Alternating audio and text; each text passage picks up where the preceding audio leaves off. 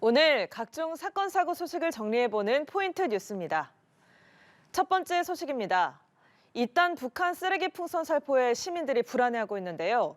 재산 피해가 아닌 사람이 다치는 일이 서울에서 또 발생했습니다. 서울의 한 주택에서 풍선 잔해물이 60대 여성의 머리 위로 떨어진 건데요. 놀라서 넘어지면서 다친 이 여성은 서울시에 피해 신고를 했습니다. 최진경 기자가 단독 보도합니다. 지난 23일 오전 서울 관악구 한 주택에 검은색 쓰레기 봉투가 날아들었습니다. 북한이 날린 쓰레기 풍선의 잔해물입니다. 흙이 묻은 페트병 조각 등으로 채워진 이 봉투는 인근에서 10개 가까이 발견됐습니다.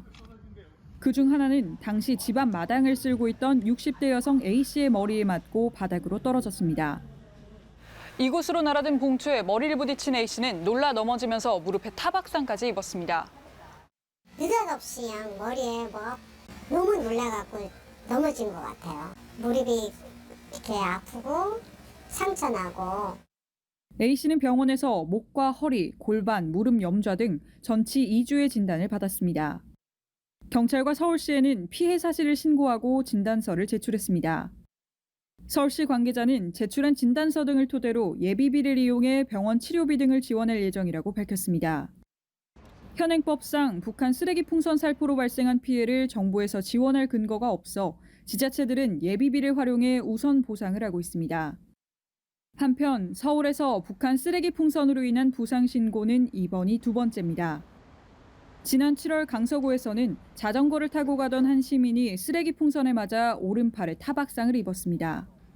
연합뉴스TV 최진경입니다. 두 번째 소식입니다. 서울의 한 주유소에서 기름을 넣은 차들이 줄줄이 주행 중 멈추거나 연료계통에 손상을 입는 일이 벌어졌습니다. 연료통에 든 기름에서는 물이 섞여 나왔는데요.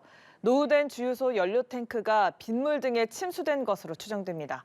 김선홍 기자의 단독 보도입니다. 늦은 밤 오르막을 주행하던 차량이 돌연 멈춰섭니다. 곧바로 반대편 내리막으로 차가 후진하다 뒷차를 들이받습니다. 갑자기 차가 부르르거리면서 시동이 꺼진 거죠. 언덕길이니까 차가 갑자기 흘러내리는 거예요. 사이드를 채워도 안 되고 2km 떨어진 인근 주유소에서 기름을 넣은 직후였습니다. 물 섞인 기름이 나온 주유구입니다. 지금은 이렇게 사용이 중단된 상태입니다.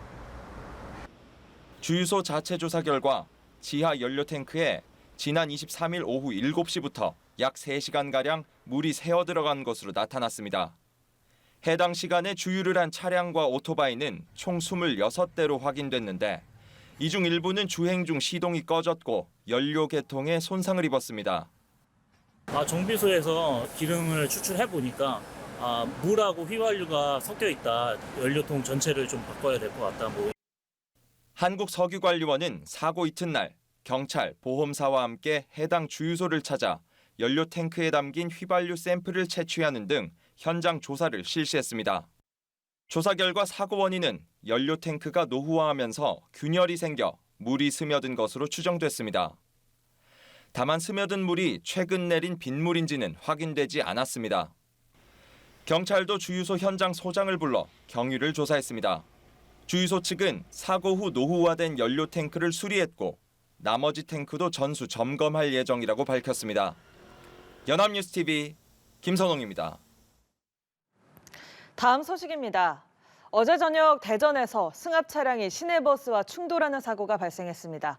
승합차 운전자는 음주 상태였는데 사고가 나기 직전부터 신호 위반을 하면서 주행했고 결국에는 승객이 가득 탄 버스를 들이받았습니다. 이호진 기자입니다. 교차로로 진입하는 버스. 교차로를 채 빠져나가기도 전에 옆에서 검은 승합차 한 대가 무섭게 달려옵니다. 그대로 버스의 옆구리를 들이받고 빙 그릇 한 바퀴를 돕니다. 버스는 충격이 얼마나 컸는지 옆으로 크게 휘청이며 앞에 있는 철로 교각에 부딪힙니다. 버스가 충돌한 교각에는 사고 당시의 흔적이 고스란히 남아 있습니다. 사고가 난 건 지난 24일 오후 9시 53분쯤. 사고 버스는 대전과 세종으로 가는 BRT 버스로 당시 기사를 포함해 31명이 타고 있었습니다. 이 사고로 승합차 운전자 50대 A씨와 버스 기사가 중상을 입었고 승객 가운데 한 명도 다쳐 병원에서 치료를 받고 있습니다. 나머지 승객들도 크고 작은 상처를 입은 것으로 확인됐습니다. 기사가 아니 의자 껴가지고 막 살려달라고 자기가 어떻게 사고난지 모르더라고. 갑자기 순간적으로 나와서. 사고 당시 A씨는 면허 정지 수준의 음주 상태였던 것으로 조사됐습니다. 또 A씨는 이 사고에 앞서서도 다른 교차로에서 신호 위반을 하며 주행해 순찰차에 적발됐던 것으로 조사됐습니다. 순찰차 앞으로 신호 위반을 해가지고 좌회전을 해서 보기에 저 차 이상해. 음주한 것 같아. 그래가지고 이제 따라간 거고요. 경찰은 A씨를 음주운전 혐의로 입건하고 A씨에 대한 치료가 끝나는 대로 정확한 사고 경위를 조사할 계획입니다. 연합뉴스TV 이호진입니다. 마지막 소식입니다. 대학 동아리에서 회원들에게 마약을 유통하고 투약을 주도한 혐의로 구속 기소된 동아리 임원진들에 대한 첫 공판이 열렸습니다. 동아리 회장 연모 씨는 사실관계를 살펴봐야 한다며 혐의를 인정하지도 부인하지도 않았지만 함께 기소된 임원진 2명은 마약 투약 사실을 인정했습니다. 문승욱 기자입니다. 수도권 13개 대학생들로 구성된 대학 동아리를 운영하며 회원들에게 마약을 유통하고 투약을 주도한 혐의를 받는 동아리 회장 연모 씨 등 임원진 3명에 대한 첫 공판이 진행됐습니다. 염 씨 등은 연합 동아리를 만든 뒤 호텔과 고급 레스토랑 등에서 호화 술자리를 제공하는 수법으로 단기간에 약 300명의 회원을 모집했습니다. 검찰은 이들이 참여율이 높은 회원들을 별도 행사에 초대한 뒤 액상대마를 권유했다고 보고 있습니다. 또 이런 식으로 마약에 중독된 회원들에게 텔레그램과 암호화폐 등을 통해 마약을 판매해왔다고 판단했습니다. 특히 염 씨는 투약을 넘어 인천국제공항을 통해 태국까지 마약을 운반한 사실도 있다고 공소장에 적시됐습니다. 하지만 염 씨 측은 사실관계를 살펴봐야 할 부분이 있어 공소사실 인정 여부는 다음 기일에 밝히겠다며 혐의를 인정하지도 부인하지도 않았습니다. 전 여자친구를 와인병으로 폭행하고 성관계 영상을 유포하겠다며 협박한 혐의에 대해서도 입장을 밝히지 않았습니다. 검찰은 염 씨를 포함한 관련자 3명에 대해 마약 범죄와 관련된 새로운 혐의점이 발견됐다며 추가 기소 의견을 밝혔습니다.